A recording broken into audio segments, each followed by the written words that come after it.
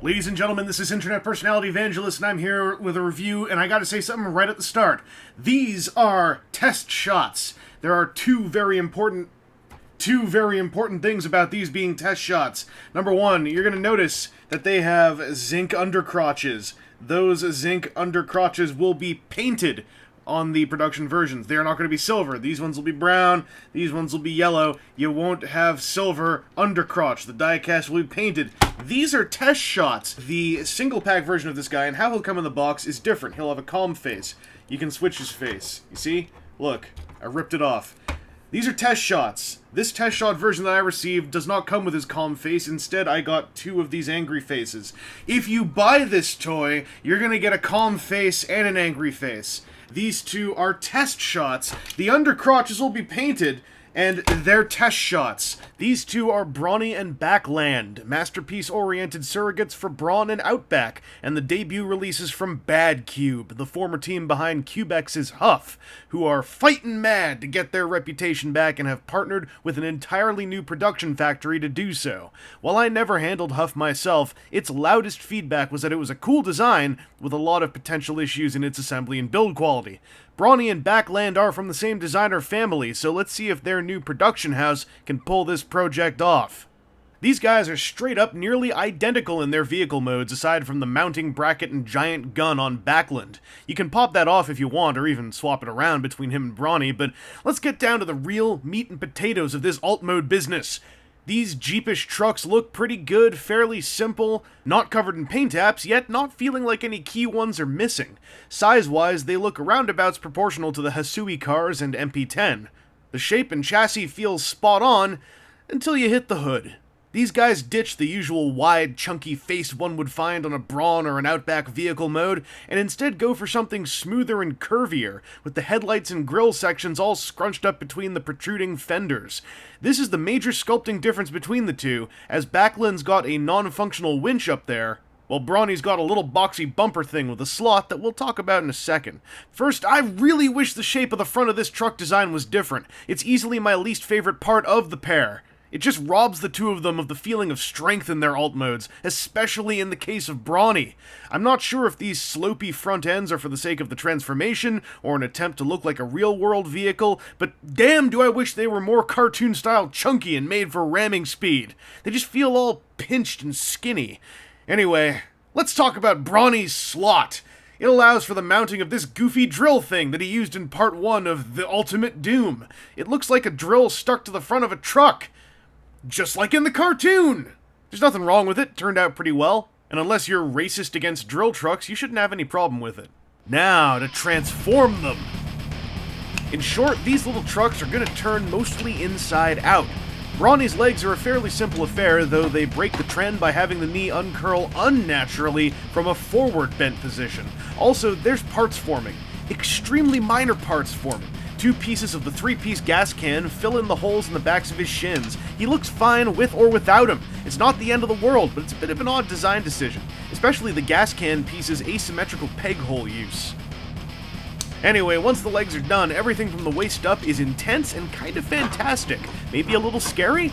This feels like the kind of design that would literally shred itself apart if it wasn't built well, and Badcube's mission statement of Huff repentance comes through as Brawny's torso is a joy to compress and seal up.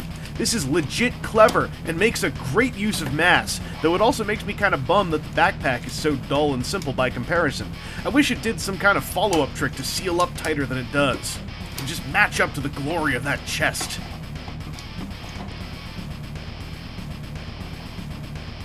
Backland transforms identically for the most part, with his main differences being in the chest and arms. This Aussiebot's arms transform completely differently, entirely lacking the brutally tight flip-out hands that Brawny had, and in my opinion it's kind of for the better. My fingers don't hurt now. Backland's chest switches things up by closing over the frontal side panels, rather than waiting to receive them. Overall, Brawny and Backland are technically complicated, but I have found them really fun to transform now that I'm used to the process. Their construction holds up well under the duress of a fairly intricate conversion, and does a good job of proving Badcube's point before I've even started posing these guys. Once they're all bipedal, Brawny and Backland have one big test to pass. How do they look alongside MP10 and the Master Cars? I'm not going to go as far as busting out a reference chart, but I think they look pretty good. Properly shorter, squatter, and beefier than the official auto fellas. The only major dissonance is that the Badcube boys have got arms that come off looking slightly too long for their shared stature. I wish an inch could have been shaved off of their upper body limbs. Because as it is, it feels like their hands are hanging just a bit too far below their waistline. Anyway, Brawny and Backland have the same skeleton, but a lot of different molded detail. Their heads, torsos, arms, thighs, kneecaps, and feet are completely unique. It's all based on their sometimes inconsistent appearances in the G1 cartoon, right down to Backland's checkerboard chest plate and Brawny's little belly rectangle. The color placement is based on the cartoons too, though Brawny's colors are a bit more subdued, while Backland's are overall improved by skipping light gray and replacing it all with a nice silver plastic polymer. Both Badcubers have really lovely head sculpts, capturing either roundness or boxiness around a lovely portrait. Brawny actually comes with a calm face out of the box. These are test shots. Did I mention that I love Backland's silly and entirely necessary fake shrunken car panels on his shoulders? Because I do. They're tiny and perfect. Brawny's gas can left behind an unfoldable little lump that becomes his pistol gun. Backland's roof cannon and Brawny's pistol use the same palm tab means of connection to their user's hands, and it's a very solid setup. As for Backland's gas can leftovers, those unfold into a Decepticon detector. It's not perfect, but calls to all the major shapes in that animated red herring. Unfortunately, it kinda just wedges into his palm as you close Backland's grasp around it. Then again, it's a Decepticon detector. It's not like, you have to operate it properly. You just have to emote with your body to convince the audience. When you're posing these guys, you'll notice their heads are a lot different, but the posing works kind of the same. Brawny's head is more or less unobstructed. He can look around, he can look up and down. No tilting, but it is two axes of movement. Backland is the same, but his head is a little bit smaller and has got all this stuff around it. However, I've had no problems really posing it. It moves quite happily. So, no worries there. One other thing, you're going to notice that Backland is ever so slightly taller than Brawny. That's because I've engaged in an option. Down here in the knee joints, I've got his, fully extended. However, if you want, you can, click them back and in and down, like that, to stumpify them. I think this looks way better. So, yeah, options. Anyway, otherwise, these guys are identical to pose. I'm just going to focus on Backland because I like him more, even though the focus does not. This guy's shoulders are ratcheted. All like that. They can also go outwards. There's a bicep swivel. There's a double-jointed elbow. The bottom joint is smooth. The top joint is a little bit more ratcheted. It's a bit lightly ratcheted, but it's ratcheted nonetheless. The wrists can swivel around, and the knuckles can do that thing where they open but don't really look great when they're open, so just leave them closed. The opening's more to hold accessories. Also, his waist can swivel. This ratchet here, if you want to adjust this, if you feel it's too loose or too tight, I found it's incredibly easy to adjust. You just, get a screwdriver, get at that screw there, then remove the panel, comes off in, one piece, and once you've done that, you'll see one big obvious screw. Tighten it or loosen it, that'll mess with the ratchet joint. You can even test it on that solo plank you're holding, then just screw it all back together and blah blah, you're done. Also, exclusive to Backland, his little shoulder wings can twiddle, to show when he's happy or excited. His hips are ratcheted, very, very buttery soft ratcheted though, so to me it more or less just feels like a smooth joint with some, detents that are there for suggestion. There's also this weird joint here on the zinc thing where you can do this. And I think this is entirely to give you access to a screw back there, which I believe allows you to tweak the looseness or tightness of these hip ratchets.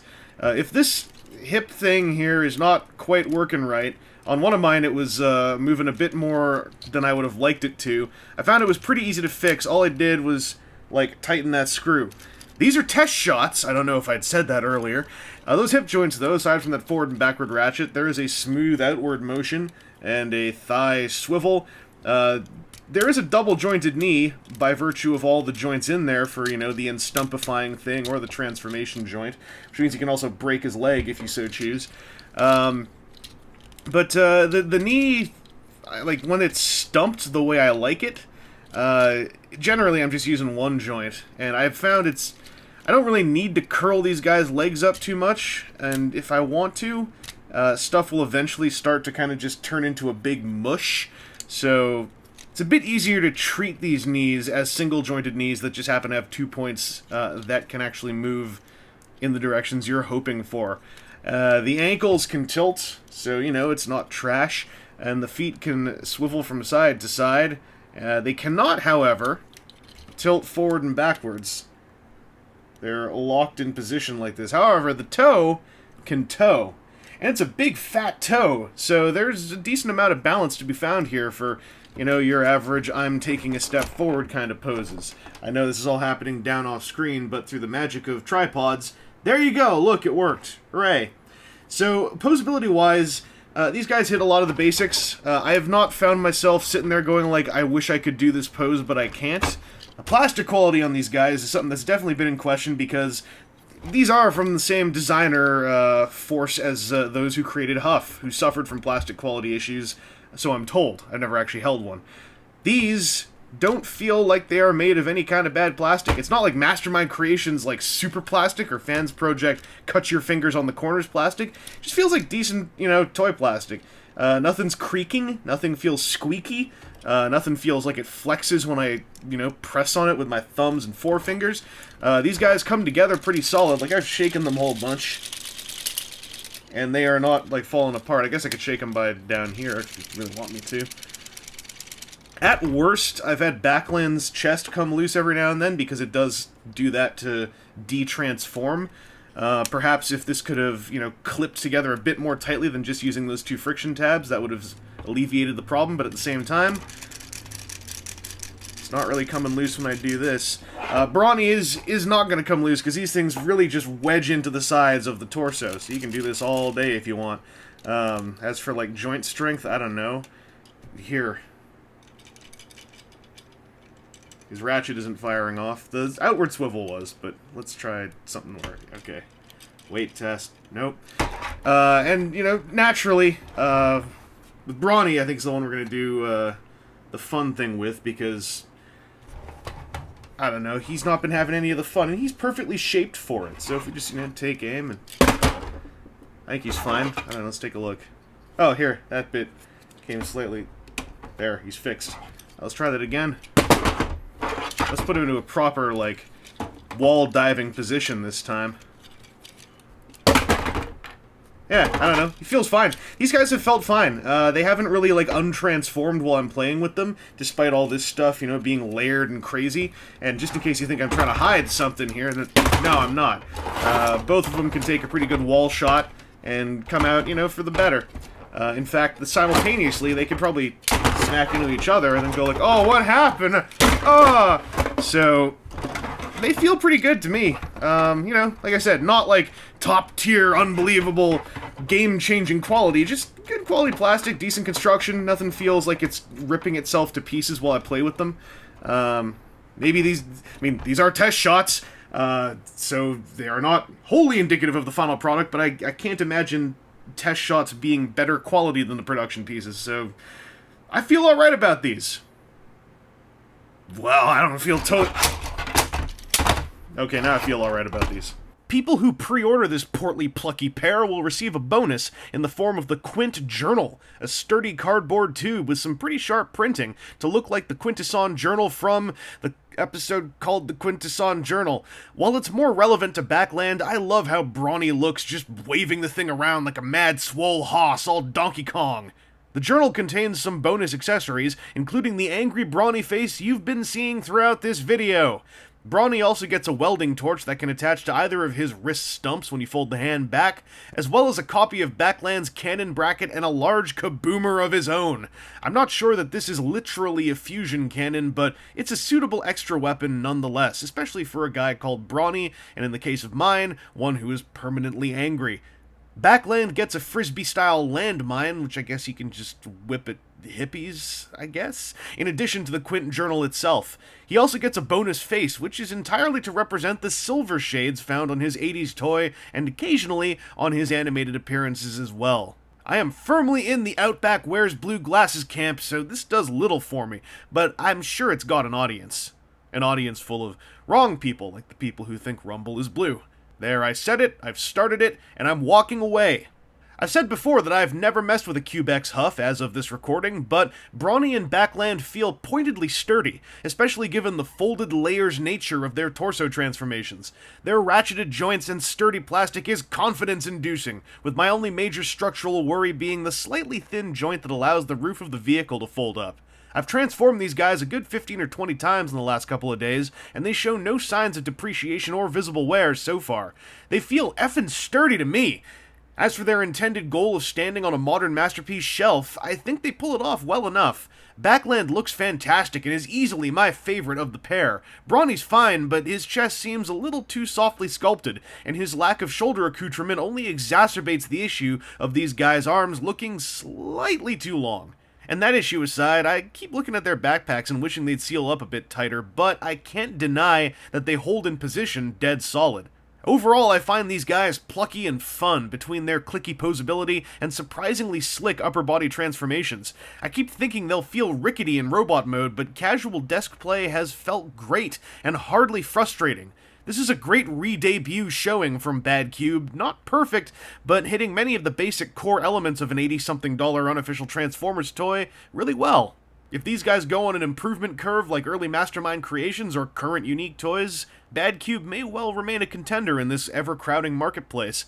Anyway, this has been Internet Personality Vangelus, and I hope this video's helped you consider whether or not you want a piece of Badcube's rebirth. As for me, I'll just continue to soldier on. One man, abandoned by his fandom, standing alone in the dusky halls of the G1 Outback fan club. I love that Decepticon detector scene!